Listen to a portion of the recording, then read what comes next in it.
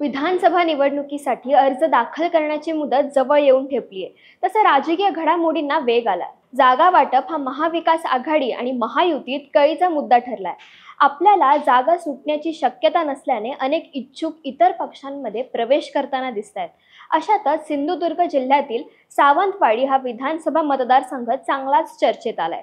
भाजपचे सिंधुदुर्ग जिल्हाध्यक्ष आणि नारायण राणे यांचे पूर्वीचे कट्टर समर्थक मानले जाणारे राजन तेली यांनी नुकतेच उद्धव ठाकरे यांच्या हस्ते शिवबंधन बांधले आणि जिल्ह्याचे पालकमंत्री तथा शालेय शिक्षण विभागाचे मंत्री असलेले दीपक केसरकर यांना येत्या निवडणुकीत आव्हान देणार आहेत.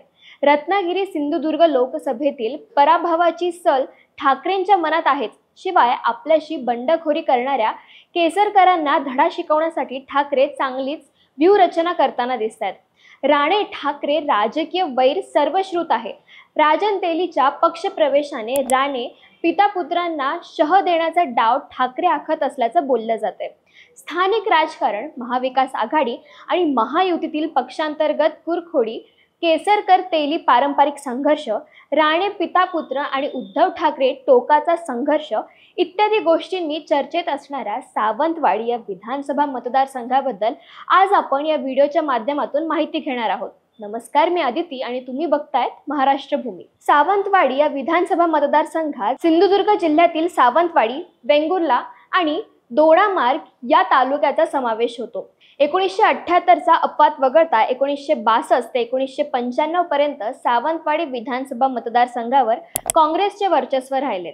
माजी आमदार शिवराम दळवींच्या माध्यमातून शिवसेनेने 1999 आणि 2004च्या निवडणुकीत येथे विजय मिळवला होता. 2009च्या विधानसभा निवडणुकीत राष्ट्रवादी काँग्रेसकडून निवडणूक लढणाऱ्या दीपक केसरकर यांनी शिवसेनेच्या शिवराम दळवी यांचा जवळपास 18,000 मतांनी पराभव केला. 2014 साली युती आणि आघाडीतील सर्वच पक्षांचा घटस्फोट झाला. यात झालेल्या मतविभाजनाचा फायदा मिळवत यावेळी शिवसेनेच्या तिकिटावर लढणाऱ्या दीपक केसरकरांनी दुसऱ्यांदा विधानसभा गाठली. तब्बल 41,000 मतांनी भाजपच्या राजन तेली यांना पराभवाचा धक्का दिला.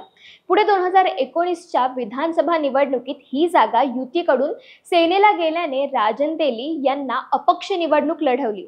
मात्र याही निवडणुकीत केसरकरांनी त्यांचा पराभव केला. सेनेला मिळालेली मतं होती 69,784 तर राजन तेली यांना मिळालेली मतं होती 56,556. मागील निवडणुकीच्या तुलनेत यावेळी राजन तेलींनी आपल्या मतांमध्ये बरीच वाढ केली होती. 2005 साली नारायण राणे सोबत राजन तेली यांनीही शिवसेनेला सोडचिठ्ठी देत काँग्रेसमध्ये प्रवेश केला होता. पुढे ते सोबतच भाजपातही आले. पण 2014च्या लोकसभा निवडणुकीत नितेश राणे यांच्या पराभवामुळे राजन तेली आणि राणे यांच्यात खटके उडाले. 2022 मध्ये शिवसेना फुटीनंतर दीपक केसरकर हे एकनाथ शिंदे सोबत महायुतीत गेल्याने याचा फायदा यंदाच्या रत्नागिरी सिंधुदुर्ग लोकसभा निवडणुकीत महायुतीचे उमेदवार नारायण राणे यांना झाला आणि ते खासदार झाले. सावंतवाडी विधानसभा मतदारसंघातून राणेंना 85,312 मतं मिळावी तर मागील 2 टर्म खासदार राहिलेल्या ठाकरे गटाच्या विनायक राऊत यांना 53,593 एवढी मते मिळाली होती. 31,719 एवढं अधिकचं मताधिक्य राणे यांना मतदारसंघातून मिळालं होतं. केसरकर महायुतीत आल्यापासून राजन तेली आणि त्यांच्यामध्ये नेहमीच अनबन बघायला मिळायची. या मतदारसंघातून निवडणूक लढवण्यासाठी मागील कित्येक दिवसापासून राजन तेली भाजपकडून तयारी करत होते. त्यांनी मध्यंतरी भाजप पदाधिकाऱ्यांच्या बैठकीत या जागेवर दावा करणारा ठरावही केला होता. परंतु केसरकर रनिंग आमदार असल्याने ही जागा महायुतीत शिंदे गटाला जात असल्याचे लक्षात येताच त्यांनी नुकताच ठाकरे गटात प्रवेश केलाय. ठाकरे गटालाही तेथे प्रबळ उमेदवार नव्हता. त्यामुळे आता मतदारसंघात तिसऱ्यांदा केसरकर आणि तेली यांच्यामध्ये जबरदस्त टशन बघायला मिळणार आहे. भाजप जिल्हाध्यक्ष पदाचा राजीनामा दिल्यानंतर 19 वर्षांपूर्वी राणेंसोबत शिवसेना सोडणे ही आपली मोठी चूक होती असं राजन तेलींनी सांगितलंय. मतदारसंघात दीपक केसरकर यांनी कुठल्याही प्रकारचं काम केलेलं नाहीये. 3 वेळेस आमदार, 8 वर्ष विविध खात्यांचे मंत्री असूनही मतदारसंघातील समस्या त्यांना सोडवता आल्या नाहीत. तसेच नितेश राणे यांच्या त्रासाला आपण कंटाळलो आहोत असे आरोप राजन तेली यांनी केलेत.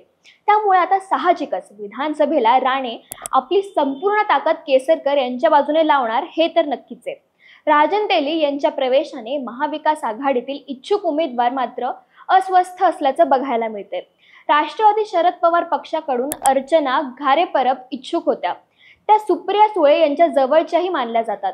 मागील काही दिवसांपासून मतदारसंघात त्या चांगल्या ऍक्टिव्हेट झाल्या होत्या, पण आता त्यांच्या उमेदवारीला ब्रेक लागण्याची शक्यता आहे. तर दुसरीकडेच काँग्रेसकडून विलास गावडे यांचंही नाव समोर येत आहे. काँग्रेस कार्यकर्त्यांकडून मागेच पक्षश्रेष्ठींकडे या जागेसाठी मागणी केली होती. महायुतीत शिंदे गटाला ही जागा सुटणार हे निश्चित आहे. त्यामुळेच राजन तेलींनी मशाल हाती घेतली आहे. भाजप युवा मोर्चाचे प्रदेश उपाध्यक्ष विशाल परब हेही भाजपकडून इच्छुक होते. तळागाळात भाजपचं संघटन उभं करण्यात त्यांचं मोलाचं योगदान आहे.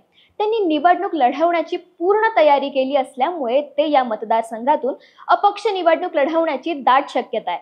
असे झाल्यास महायुतीला हा मोठा झटका मानला जाईल.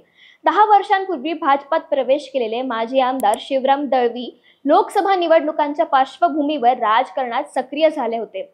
येत्या निवडणुकीत त्यांची भूमिका महत्त्वाची ठरणार आहे. दुसरीकडे नारायण राणेंवर थेट आरोप केल्याने राजन तेलींना निवडणुकीत धडा शिकवण्यासाठी राणे पिता पुत्रांची प्रतिष्ठा देखील पणाला लागणार आहे. मराठा आरक्षणावरून राणे पिता पुत्र आणि मराठा आंदोलक मनोज जरांगे यांच्यात नेहमी जोरदार खडाजंगी होते. त्यामुळे मराठा मतदारांची भूमिका निर्णायक असणार आहे. कारण दीपक केसरकर आणि राजन तेली दोघेही ओबीसी समाजातून येतात. सावंतवाडी विधानसभा मतदारसंघातील या संपूर्ण घडामोडींवरून तुम्हाला काय वाटतं? कोणाची ताकद जिंकणार? राजन तेली की ठाकरे की दीपक केसरकर की राणे पितापुत्र? आघाडी किंवा युतीत बंडखोरी झाल्यास त्याचा फटका कुणाला बसणार? सावंतवाडीचं मैदान कोण मारणार? आम्हाला तुम्ही कमेंट्सच्या माध्यमातून कळवू शकता. धन्यवाद.